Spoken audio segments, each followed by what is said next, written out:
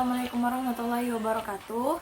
Alhamdulillahirrabbilalamin. Kali ini kita bertemu lagi. Dan kali ini kita bakalan sama-sama belajar tentang sifatul huruf yang bagian ghairu mutadhadah atau sifat yang tidak memiliki lawan.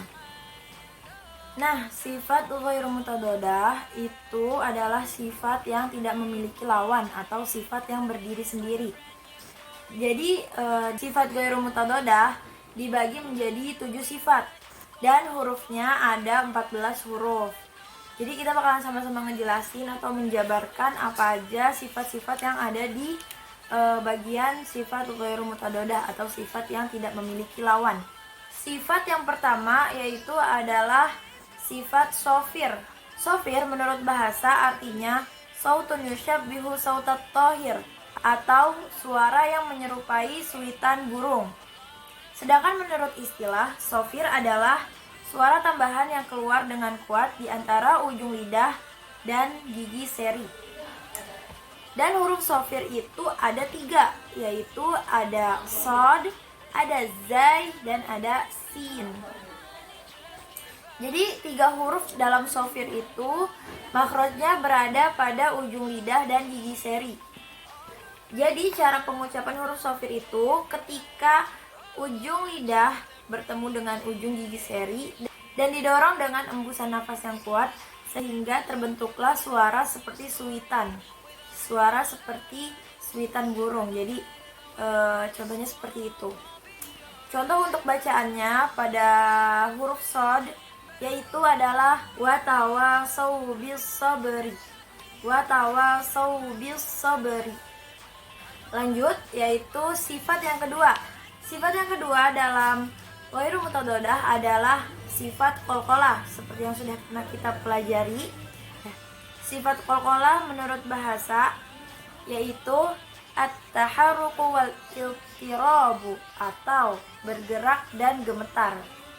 Sementara menurut istilah, sifat qalqalah adalah suara tambahan atau suara pantulan yang kuat dan jelas yang terjadi pada huruf yang bersukun setelah menekan pada makhraj huruf tersebut. Huruf qalqalah ada 5. Kalau misalkan dulu pas kita masih kecil biasa aja disebutnya baju di toko. Jadi ba, jim, dal, ko, dan qaf. Jadi itu bisa juga dikumpulkan dalam satu kalimat yaitu qutbu jaddin.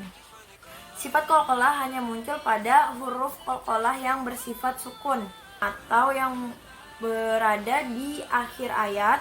Bisa juga ketika kita mau mewakafkan di huruf qalqalah. Jadi hukum qalqalah itu terjadi apabila hurufnya sukun atau berada di akhir ayat atau kita ingin mewakafkan pada huruf qalqalah tersebut. Cara bacanya jadi dipantulkan. Kalau misalkan huruf-huruf lain selain huruf qalqalah, jadi tidak ada huruf lain selain huruf qalqalah yang bacaannya dipantulkan ketika bersukun. Yang ketiga yaitu alin atau dalam bahasa yaitu diddul khusyunati was-su'ubati. Artinya lawan keras dan sukar. Sedangkan menurut istilah, lin artinya ikhrajul harfi minal fami bi ghairi kulfatin 'alal lisani, yaitu mengeluarkan huruf dari mulut tanpa memberatkan lisan.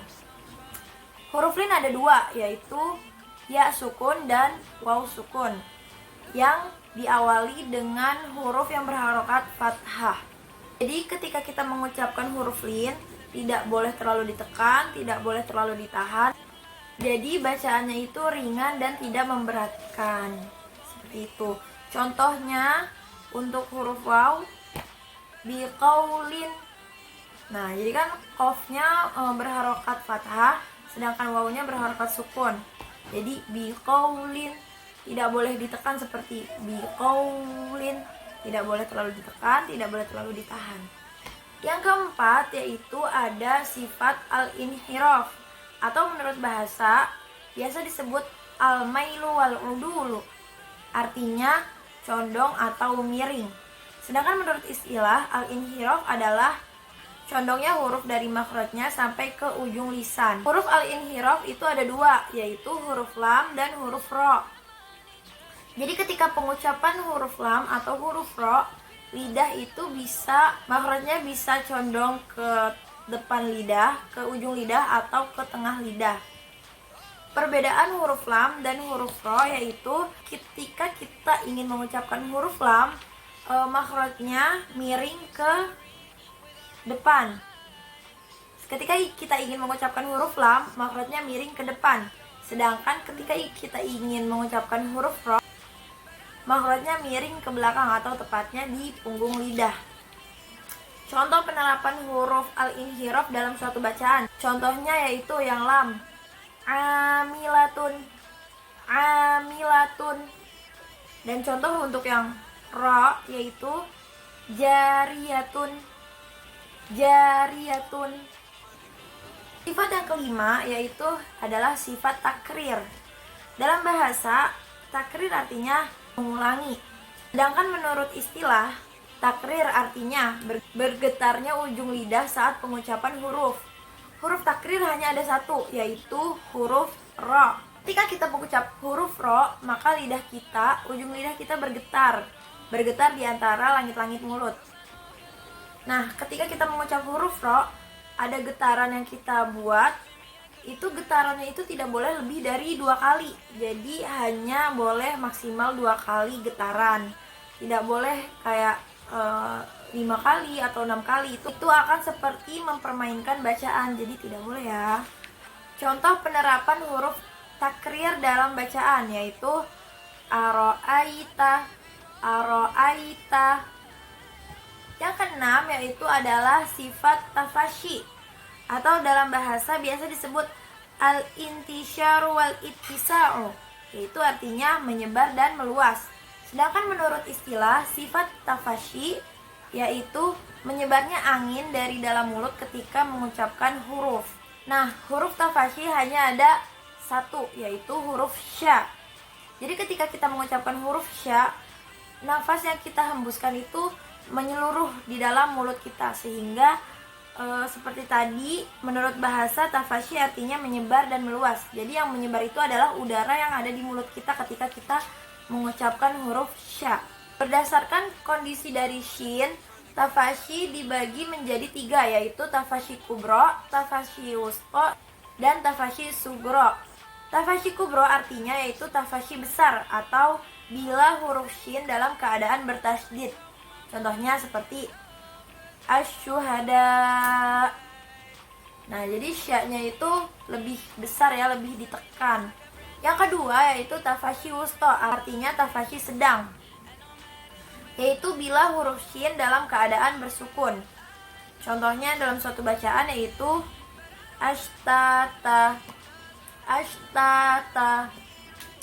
Yang ketiga yaitu tafashi sugro, artinya tafashi kecil, yaitu bila huruf shin dalam keadaan berharokat fathah, kasroh, ataupun dhammah.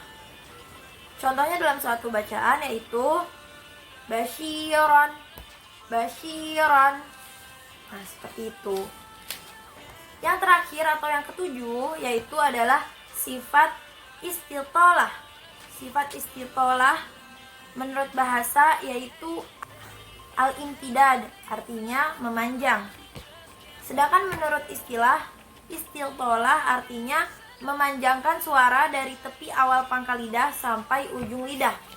Huruf istitolah hanya ada satu, yaitu huruf dod.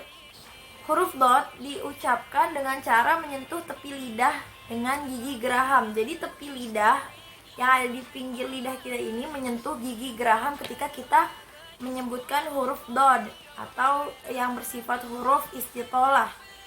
Contoh pengucapan huruf dod dalam suatu bacaan yaitu al-qadadhahrok, al-qadadhahrok. Nah, alhamdulillah sudah selesai materi kita untuk sifat-sifat ghairu mutadhadah atau sifat yang tidak memiliki lawan. Jadi tadi sifatnya itu ada 7. Yang pertama sofir, yang kedua qalqalah, yang ketiga lin, yang keempat al-inhirah, yang kelima takrir, yang keenam tafashi, Yang ketujuh, istitolah. Jadi ada 7 sifat ghairu mutadolah dalam sifatul huruf. Terima kasih atas perhatiannya. Apabila ada yang kurang, mohon disampaikan di kolom komentar. Jika ada kesalahan, mohon maaf karena kita masih sama-sama belajar. Terima kasih sudah menonton videonya. Semoga bermanfaat. Wassalamualaikum warahmatullahi wabarakatuh.